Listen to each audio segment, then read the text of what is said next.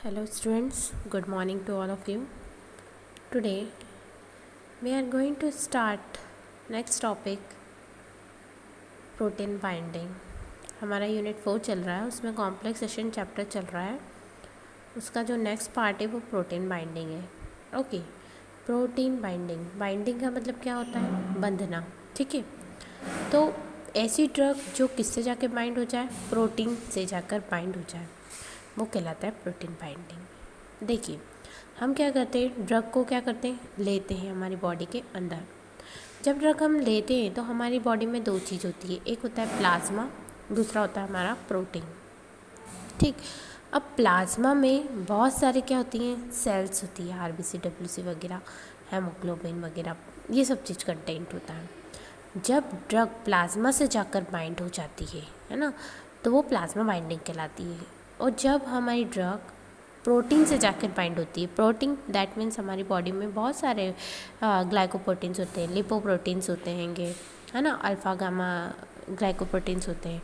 तो different type के lipoproteins हमारी बॉडी में प्रोटीन्स प्रेजेंट्स रहते हैं।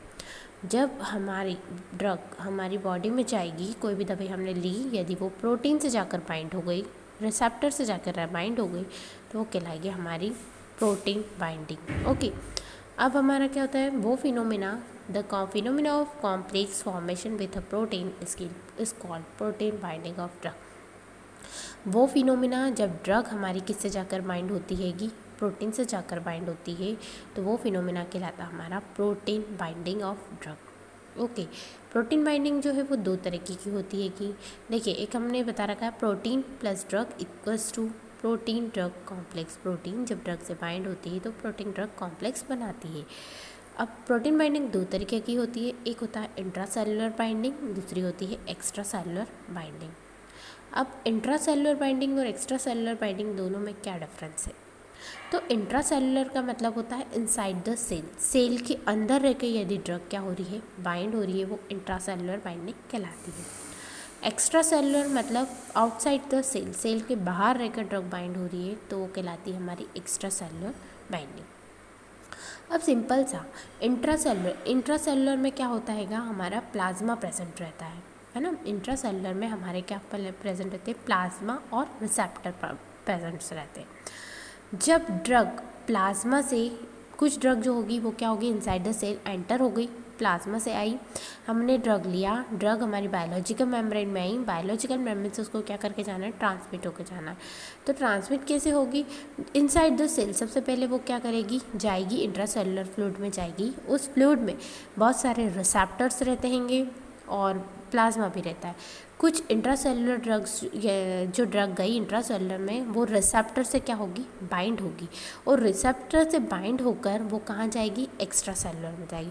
तो कुछ जो है कैरियर का जैसा काम करेगी, मतलब ड्रग जो है वो किसको बांध के ले गई, हमारे कैरियर को बांध के ले गई, और जो ड्रग रिसेप्टर से बाइंड होगी वो एक्स्ट्रा सेलुलर को क्रॉस नहीं करेगी। जो ड्रग प्लाज्मा से बाइंड होगी वो क्या करेगी, क्रॉस कर जाएगी। तो इंट्रासेलुलर में प्लाज्मा आते हैं, एक्स्ट्रा सेलुलर में टिश्यू, फैट्स वगैरह, बोन्स वगैरह आती है, क्योंकि हमारी बॉडी में ये चीज़ भी प्रेजेंट होती है। अब इन्हीं को हम क्या करते हैं, रिवर्सिबल ड्रग बाइंडिंग भी बोलते हैं और इरिवर्सिबल ड्रग बाइंडिंग भी बोलते हैं। रिवर्सिबल का मतलब होता है चेंज होना, वो चेंज जो इक्विलिब्रियम हो, बरोबर से हो। Binding of drug generally involve weak chemical bonds such as hydrogen bonding, ionic binding and weak van der Waals forces। ऐसी बाइंडिंग जिसमें फोर्स जो होता है बहुत कम लगता है, weak van der Waals force लगता है। हाइड्रोजन बाइंडिंग, जो कि हाइड्रोजन बाइंडिंग जो होता है वो डॉटेड लाइन से रिप्रेजेंट करता है। आयनिक बाइंडिंग, आयंस के फॉर्म में ड्रग जो होती है वो बाइंड होती हैगी। तो इस तरीके की बाइंडिंग जो रिवर्सिबल होगी, जो क्या होगी, इंटरचेंजेबल होगी, वो कहलाएगी हमारी रिवर्सिबल ड्रग प्रोटीन बाइंडिंग कहलाएगी। इरिवर्सिबल का मतलब होता हैगा जो हमारी एक बार बन जाए तो वो टूटे नहीं, वापस से ड्रग बाइंड हो जाए प्रोटीन से, तो ड्रग बाइंड कॉम्प्लेक्स हो जाए और वो वापस से कन्वर्ट नहीं हो, है ना। तो दो तरीके से होती है, एक हम बताती हूँ मैं एक चीज़, ये ड्रग है और एक ये प्रोटीन है। रिवर्सिबल का मतलब होता है इस तरीके से, जब हमारी ड्रग प्रोटीन से क्या हो गई, कॉम्प्लेक्स फॉर्मेशन, ये कॉम्प्लेक्स होगा। ये रिवर्सिबल का मतलब होता है अगेन वापस से ये क्या होगा, चेंज होगा, ड्रग और प्रोटीन अलग हो जाएंगे, ड्रग प्रोटीन कॉम्प्लेक्स अलग हो जाएगा। तो ऐसे कॉम्प्लेक्स जो इरिवर्सिबल है, चेंज नहीं करते हैं, वो बाइंडिंग कहलाती है irreversible drug complex binding. These are the rare arise the covalent binding. Irreversible binding जो होती है वो बहुत कम अकर होती हैगी, क्योंकि इसमें कोवेलेंट बाइंडिंग होती हैगी। कोवेलेंट बॉन्ड जो होता है वो बहुत ज़्यादा स्ट्रॉन्ग बॉन्ड होता है, और यदि ये ड्रग यदि इससे बाइंड हो गई है ना, तो वो हमारी बॉडी में क्या प्रोड्यूस करेगी, टॉक्सिसिटी प्रोड्यूस करेगी। तो क्लियर हुआ इंट्रा सेलुलर एक्स्ट्रा सेलुलर क्या होता है, और रिवर्सिबल और इनरिवर्सिबल बाइंडिंग क्या होती है। अब थोड़ा सा हम देख लेते हैं binding of drug blood components. जो ब्लड रहता है उसके अंदर कौन कौन सी चीज़ प्रेजेंट होती है। तो ड्रग यदि ब्लड कंपोनेंट की बात करें तो उसके अंदर हमारा प्लाज्मा भी रहता है और ब्लड सेल्स भी रहती हैंगी। अब प्लाज्मा और ब्लड सेल्स दो चीज़ें हैं, ये दोनों चीज़ ब्लड कंपोनेंट्स कहलाते हैं। सेकेंड है ये हमारा ब्लड कंपोनेंट के बाद सेकेंड है हमारा extra vascular tissue protein. Binding of drug extra vascular tissue protein and fats and bone. यदि ड्रग बाइंड हो रही है किससे, एक्स्ट्रा वेस्कुलर से, टिश्यू से हो रही है, या प्रोटीन से हो रही है, या फैट से हो रही है, तो इस तरीके की बाइंडिंग जो कहलाएगी हमारी एक्स्ट्रा वेस्कुलर प्रोटीन बाइंडिंग कहलाएगी। These all type binding known as plasma protein drug binding. यदि होता है ब्लड से जाकर, ब्लड कंपोनेंट से जाकर यदि ड्रग हमारी बाइंड होती है तो वो कहलाती है plasma protein drug binding. Binding of drug to blood components, they exist order of binding of drug various plasma protein. Generally हम बात करते हैं हमारी बॉडी में डिफरेंट टाइप के क्या रहते हैं, प्रोटीन्स प्रेजेंट रहते हैं, जैसे कि एल्ब्यूमिन है, ग्लाइकोप्रोटीन, लिपोप्रोटीन्स, अल्फा बीटा ग्लोब्यूलिन्स, है ना। तो ये सारे प्रोटीन हमारी बॉडी में प्रेजेंट रहते हैं। सबसे ज़्यादा मात्रा में जो प्रोटीन प्रेजेंट रहता है वो एल्ब्यूमिन प्रेजेंट होता है बॉडी में। तो ये सबसे ज़्यादा यदि ड्रग हमारी बॉडी में गई तो सबसे ज़्यादा जो क्वांटिटी है ड्रग का बाइंड किससे होगा, एल्ब्यूमिन से होगा। उसके बाद ड्रग बाइंडिंग जो होगी अल्फा 1 एसिड ग्लाइकोप्रोटीन से बाइंड होगी, फिर ड्रग जो है लिपोप्रोटीन से बाइंड होगी, और कुछ अमाउंट में ग्लोब्यूलिन से ड्रग जो है वो क्या होगी, बाइंड होगी। तो क्लियर हुआ ड्रग किस फॉर्म में बाइंड होती है हमारी बॉडी में, इस तरीके से ड्रग प्रोटीन से बाइंड होती है। अब हम देख लेते हैं कि जो प्रोटीन्स हैं उसका एक देख लेते हैं कि ड्रग किस टाइप की ड्रग्स जो है प्रोटीन से बाइंड, कौन सी ड्रग किस टाइप से बाइंडिंग होती है किस प्रोटीन से।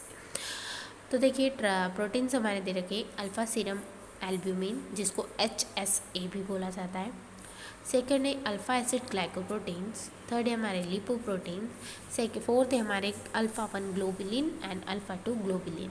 और लास्ट हमारा है हेमोग्लोबिन। तो this type of protein are present in our body. हमारी बॉडी में इतने तरीके के प्रोटीन्स रहते हैं, और भी कुछ प्रोटीन्स रहते हैं जिसका अमाउंट बहुत कम होता है हमारी बॉडी में। तो सबसे पहले एल्ब्यूमिन की बात करते हैं। तो एल्ब्यूमिन को हम ह्यूमन सीरम एल्ब्यूमिन बोलते हैं। इसका मॉलिक्यूलर वेट वो होता है 65,000 होता है। कितना कंसनट्रेशन ड्रग का बाइंड होता है, तो 3 to 5% जो है ड्रग हमारी बॉडी में क्या करती है कि बाइंड होती है। और इसमें जनरली एल्ब्यूमिन में ऑल टाइप्स ऑफ ड्रग जो है वो क्या हो जाती है, बाइंड हो जाती है। ओके, सेकेंड है हमारे alpha 1 acid glycoprotein. Alpha 1 acid glycoproteins का मॉलिक्यूलर वेट 44,000 होता है। इसका जो कंसनट्रेशन होता है वो 0.04 से लेकर 0.1% ही ड्रग जो है वो इस प्रोटीन से बाइंड होती है यदि आप इस टाइप की ड्रग लेते हैं। किस टाइप की, बेसिक नेचर की ड्रग यदि आप लेते हैं तो वो बहुत कम परसेंटेज जो है वो ग्लाइकोप्रोटीन से बाइंड होती है। नेक्स्ट है लिपोप्रोटीन। लिपोप्रोटीन का जो वेट है हमारे 2 लाख से 3,04,000 है ना। तो ये जो हमारा है लिपोप्रोटीन का मॉलिक्यूलर वेट दे रखा है। जनरली इसमें जो कंसनट्रेशन है वो नन है। इसमें जनरली किस टाइप की ड्रग ऐड होती है, लिपोफिलिक मतलब हमारी ऑयल लविंग नेचर की जो ड्रग्स होती है वो इसमें ऐड होती है। जैसे कि हमने बेसिक ड्रग में एग्जांपल दिया था लिडोकेन का, ऐसे लिपोफिलिक ड्रग में हमारा जो एग्जांपल है क्लोरप्रोमाजिन, है ना। क्लोरप्रोमाजिन जो है एक ड्रग है जो कि क्या होती है कि बाइंड होती है लिपोप्रोटीन से। नेक्स्ट है ग्लोबुलिन। ग्लोबुलिन में alpha 1 globulin and alpha 2 globulin. Generally alpha 1 alpha 2 का ग्लोबुलिन का मॉलिक्यूलर वेट 59,000 होता है, और इसमें 1,34,000 इसका होता है अल्फा 2 का। जनरली कंसनट्रेशन ड्रग का जो है वो बाइंड होता है 0.003 से 0.007% से लेके जनरली अल्फ़ा 1 जो होते हैं वो किससे बाइंड होते हैं, स्टेरॉइड से। जैसे थायरॉक्सिन जो थायराइड हार्मोन होते हैं, उसमें थायरॉक्सिन हार्मोन, थायराइड ग्लैंड होती है जो थायरॉक्सिन हार्मोन को क्या करती है, रिलीज़ करती है। तो ये इसका कंसंट्रेशन इतना परसेंट जो है वो ड्रग हमारी बॉडी से बाइंड होता है। नेक्स्ट है अल्फ़ा 2 ग्लोबुलिन। इसका जो जनरली जो ड्रग बाइंड होती है वो विटामिन ADE के, जो जनरली वाटर सॉल्युबल विटामिन होते हैं, है ना, ADE के, वो ड्रग है ना अल्फ़ा 2 ग्लोबुलिन से क्या होती है, बाइंड होती है। और लास्ट है हमारा हेमोग्लोबिन। तो हेमोग्लोबिन का मॉलिक्यूलर वेट 84,500 है। जनरली इसका कंसंट्रेशन जो दे रखा है वो कितना है हमारा, 11 से 16% लीसी हो सकता है। और जनरली इसमें जो ड्रग बाइंड्स होती है वो phenytoin, phenobarbital, phenothiazine, this type of drugs are bind to protein. Okay, ये जो ड्रग है इस तरीके की ड्रग बाइंड होती है। जनरली जो ड्रग के ये नाम है ये आपको एज इट इज़ याद करना है। जैसे जैसे आप सेमेस्टर वाइज आगे बढ़ते जाएंगे तो क्लासिफिकेशन आपको ड्रग के आते जाएंगे। तो ये ड्रग आपको जनरली रेगुलरिटी में आपको नाम इसके ध्यान रखना है। ओके, तो यहाँ हमारा प्रोटीन बाइंडिंग जो है वो क्या होता है, कंप्लीट होता है। कॉम्प्लेक्सेशन चैप्टर का जो मोस्ट इम्पॉर्टेंट पार्ट है जो हर साल आता है, क्लासिफिकेशन, कॉम्प्लेक्सेशन के एप्लीकेशंस, मेथड्स, और दूसरा हमारा प्रोटीन बाइंडिंग ऑफ ड्रग। ये टॉपिक हमारे हर साल पूछे जाते हैं। तो ये टॉपिक हमने कंप्लीट करा। अब हम नेक्स्ट जो इसका रिमेनिंग जो एक लाइन वाला जो टॉपिक बचा है वो देखते हैं हम। यदि करते हैं कंटिन्यू तो ही वो सफिशिएंट है, अदरवाइज़ वो एग्ज़ाम में नहीं पूछा जाता है।